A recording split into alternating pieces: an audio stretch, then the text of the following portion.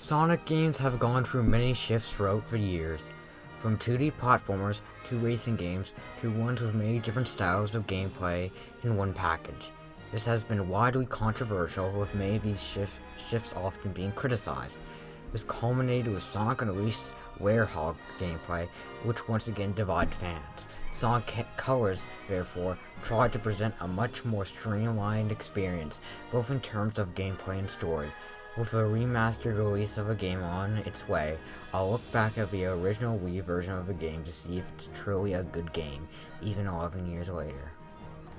Many 3D Sonic games attempted to have a more mature, dramatic story. Sonic Colors, on the other hand, has a more goofy tone. While there is a plot about an alien race called the Wisp being enslaved by Dr. Eggman, this takes a backseat for a focus on individual jokes and moments. These moments are like that you would see in a Saturday morning cartoon. They usually involve quick gags and drawn out jokes. This change is perhaps the most controversial aspect of Sonic Colors, at least for the fans. As for myself, I do not personally care about this change. What matters to me in a Sonic game is the gameplay. If I wanted to consume a story in a piece of media, I would rather read a book or watch a movie. What sets video games apart from other mediums is the gameplay, not the story or characters, but simply the act of being able to control a fictitious character throughout fictitious stages and areas. Even if I had a need to consume a story with Sonic characters and settings, I'd rather just read the comics, which, at least for Ian Flynn's run, have always been far more engaging story-wise. From a more critical standpoint, many of the jokes do make you groan and are dragged out. They overstay your welcome, so I personally find it preferable to skip the cutscenes. The Wii version of the game noticeably has a considerably more streamlined cast, as this game only includes Sonic, Tails, a brand new Wisp named Yacker, Dr. Eggman, and his lackeys, which are Cubot and Orbot. The latter two are mostly new to this game, though robots similar to Orbot did appear in Sonic Unleashed. They function as a comic relief in a game that is only comic relief, and due to this, they feel a bit redundant. Sonic Unleashed, as much as I don't really care about the story in a Sonic game, generally has a better balance between more comedic moments and more serious story beats. And though that game too also focused on smaller casts. Rather amusingly, the DS version of the game had a larger cast, which is usually the opposite of what you see. You usually see console games being larger in structure and scale, but in this case, the portable game had a larger cast. The cast of characters, however, isn't the only thing which is streamlined. Unlike most other mainline 3D Sonic games, Sonic Color only really features a singular style of gameplay, and unlike other 3D Sonic games which have a single style of gameplay with Sonic Heroes, the only character you play as here is Sonic, and just in his normal form. There's no weird, there's no Werehog transformations, there's no friend there. It really is just Sonic himself. The gameplay uses the boost formula, which was introduced into the 3D games with Sonic Unleashed and first appeared with Sonic Rush in 2005. For this formula, for those who are unaware, you used a boost button to speed Sonic forward. You have a certain meter of boost, and this boost allows you to essentially dash through enemies, areas, etc. It essentially makes you go fast instantly. In these boost games, unlike in, say, the classic games or even the adventure games, it's less about gaining momentum as much as it is keeping the boost, never stopping to boost, reacting to the obstacles as they appear. I find this type of gameplay to be quite engaging if done right. It's something that relies quite heavily on level design. Like in Sonic Unleashed, for example, sure, you did boost a lot of time in daytime stages, but you still had to like switch between rails, choose different paths, you had to constantly sidestep in the moment, hang off and jump off poles, wall jump. You had to react quite quickly. It's more so about reaction than platforming. Even that game had platforming sections where you couldn't just boost through. So with the right stage design in the aforementioned Sonic Unleashed, you aren't just mindlessly holding boost, because if you do, you will die. You have to react quickly on the spot. I think the boost formula gets a bit of a negative reception in the fan community, mainly because of Sonic Forces. Because Sonic Forces had one note level design where you really could just hold boost and do nothing. But that wasn't the case for all boost games. It certainly isn't the case of Unleashed or Generations. However, a big difference between this game and Unleashed and Generations is that you, instead of replenishing your boost meter by gathering rings, you instead just replenish the meter by running into Wisp Castles, White Wisp Castles specifically. This results in the boosting becoming much more regulated. In ever Sonic games, you could pretty much, in the ever boost Sonic games, you could pretty much boost as much as you wanted to, provided that you didn't screw up at any major sections. But in Sonic Colors, there's only a couple amount of these White Wisp Castles around the stage, so you have a much more limited amount of boost. You can only boost so much.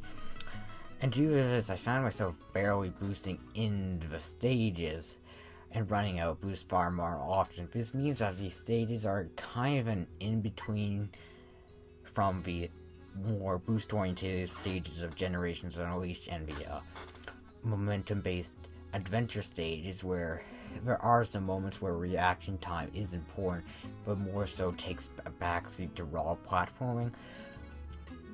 This makes the boost feel like a secondary mechanic, which, depending on how you view it, can be a good or bad thing. I personally find it to feel a bit odd, because the adventure games are designed around momentum. They're designed around that platform momentum, so the controls are like that. But here, the controls are similar to that you'd see in the ever boost games, where they're looser, they're less tight, which is perfectly fine when you're boosting through a stage, but it does make the more platforming oriented sections a bit weirder. And this isn't a problem when Generations are Unleashed, because of how much of boosting is emphasized and the stage is designed around it. But when the stages aren't designed around that, like in Colors, it just comes off as a bit odd, I should say. Sonic Colors' primary mechanic are the aforementioned wisps. These essentially act as, well, traditional power-ups. Most Sonic games have had power-ups of some sort, like invisibility or shields, but these wisps are now important to completing the stages, and like in many other Sonic games where they simply aided you. So, one example of this is one of the first major wisps you get is a laser wisp, which allows you to shoot forward and it reflects off crystals. So there's certain situations where you need to save this laser wisp for certain sections, either to bowl over a bit of enemies or to reflect off wisps, and gives certain stages alternate pathways. The drill wisp, on the other hand, well, it's all about alternate pathways, as well as you drill through the ground, which gives you secret underground areas. And later on in the game, it can even be used to explore the water, so it makes these water stages far less tedious, because instead of slowly dragging around, you're now drilling straight through them, thus creating a smoother experience. The rocket wisp shoots Sonic upwards like a rocket. It's pretty simplistic, but does get the job done. The cube wisp is by far the worst one in the game, because the cube wisp essentially allows you to switch your blue rings back and forth between being a cube and being something rings which you can't stand on. The main problem with this is that most of the air wisps are instantaneous. When you use a laser wisp, you pretty much instantly shoot forward after aiming it. using a drill wisp is very clean, and you quickly go into drilling. Using the rocket wisp is pretty quick to a point, but with the cube wisp, whenever you use it, you have to wait a couple seconds for Sonic to thump down and change. And there's several instances where he had to change back and forth multiple times, so a large amount is just standing there, thumping back and forth, and it's not as if these sections are particularly interesting from either a puzzle or gameplay standpoint. So the cube was kind of falls flat, really. The hover wisp is a bit better as it allows the player to float in the air while performing light speed dashes. All the time these sections allow you to do multiple dashes a second, and the challenge is going through a certain gap, a certain section before it runs out, which can be interesting and engaging. The purple frenzy allows Sonic to quickly rampage through blocks of enemies, which is perfectly fine, even if it's a bit finicky when controlling in a third dimension. And the purple spike wisp essentially allows Sonic to stick all in the walls and spin dash around blocks. Most of the wisps are quite enjoyable. The only ones I have a real issue with are the cube wisp, and the hover wisp is a bit slow at times. But most of these add a good amount of variety in these stages. Not to mention that the game often uses these wisps for alternate pathways, like you often have pathways to reach red rings or just safer pathways, which you get by using these wisps. These wisps aren't always optional, but sometimes required for certain challenges, or sometimes just required as something extra in the stages. So we really do expand on that replayability in all song stages where you had multiple pathways. There's even some stages where you can actually choose between the wisp, and different wisps gives you different pathways, which is pretty cool.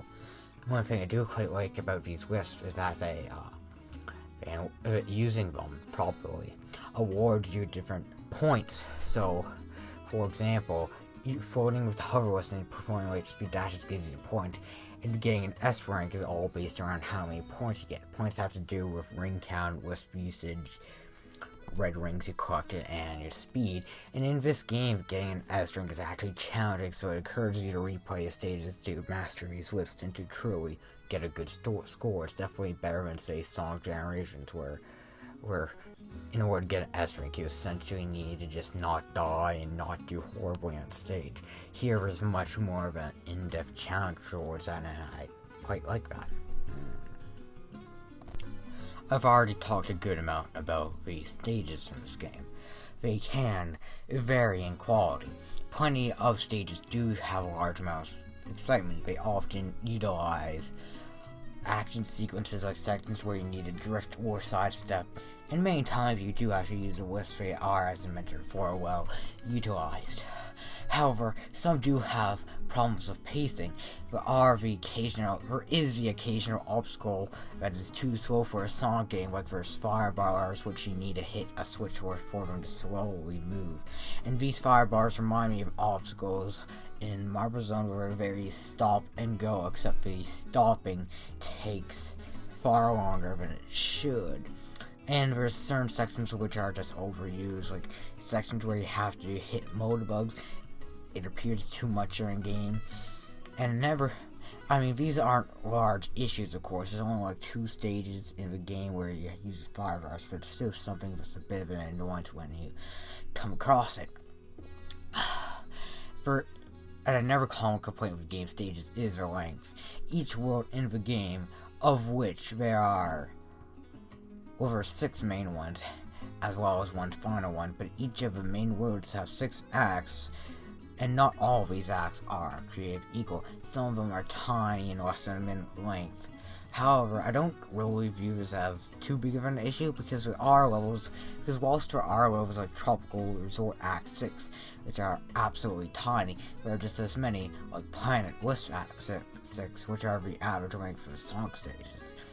It's not like Sonic Forces, which each and every stage was as long, but all are the longer stages, just as much as they are the shorter ones. If anything, the shorter stages feel more like missions in a game like Sonic Unleashed, which also had similar smaller bonus acts, or even the DS version of the game, which also had smaller issues. I guess the problem here is that there's nothing to differentiate the smaller acts with the larger ones. The larger acts, which take over 3 minutes long, are treated with just as much importance as the 1 minute long stages, and it makes those stages feel more intrusive in the game than they actually are, because at the end of the day, the amount of stages that are of a proper length are just as much in number as they are in most ever Sonic games. It's just that these smaller stages still do exist and sometimes get in the way, but it's just not that much of a large problem in my opinion. The second major issue with the game is the game's 3D sections, or lack thereof. The 3D sections here are often quite brief, and when they do pop up, they often are just drifting or sidestepping. It's quite redundant when the game also had a version of a Nintendo DS, which was fully in 2D.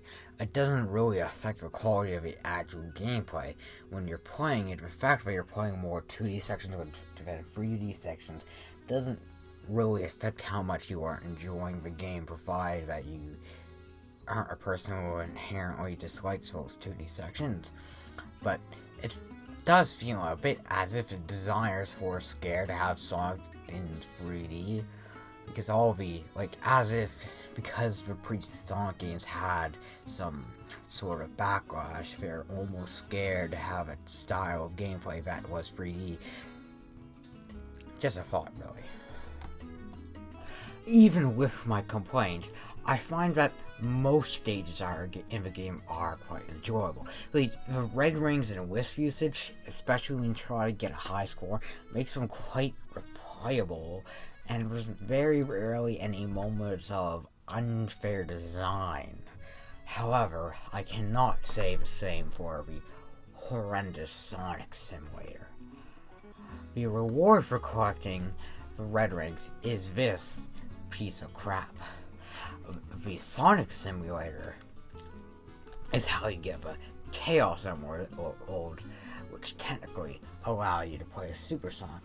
I have never done this because the Sonic Simulator stages are horrid. They not only take place in some sort of weird, cartoony hedgehog purgatory, where nothing exists and nothing feels like it exists, but the Sonic Simulator stages are just a random collection of different mechanics, most of which don't even appear in the main game, slapped together in the laziest level design you ever see. There's no sort of structure here. It just comes off as if they had a ton of unused mechanics that they decided to lazily slap into, cobble together levels to have something for multiplayer. These do exist in multiplayer, but you should never, a real friend would never drag another friend into these horrid pieces of crap. Just, they're so awful. Just avoid the Sonic Simulator. It's by far the worst part of an otherwise great game.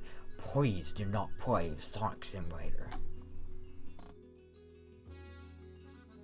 Sonic Colors certainly has bosses. However, a main issue of these is that 3 of them get reused.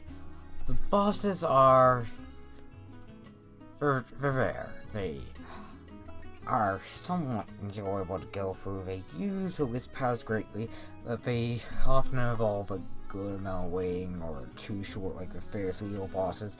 They're just rather unexciting, to say the least.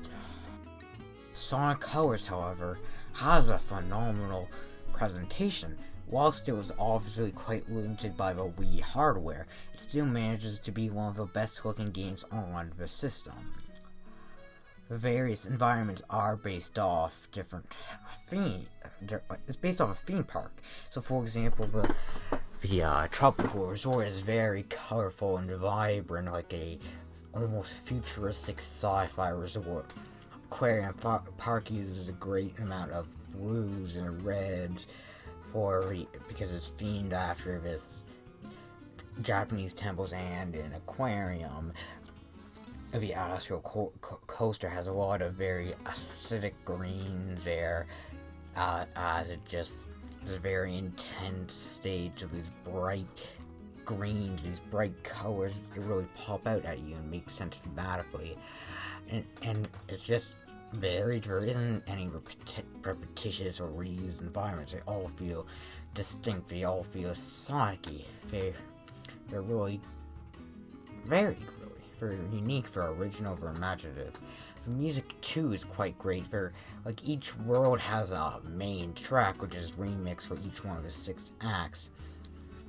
And these tracks usually tend to be quite over the top and energetic, which fits fast-paced stages. Like, for example, Astro Coaster, of course, takes place on a roller coaster, so it uses this heavy guitar music, for example. One underrated part of a soundtrack is the hub world theme. Like, the music for each individual world on the map screen is different, and probably the best one is Planet Wisp, which is very somber in a way. It represents how the planet is dying, but how there still is a bit of hope left, so the Wisps are still persevering. It's one of the best tracks in the game. It really is a beautiful soundtrack for a beautiful game.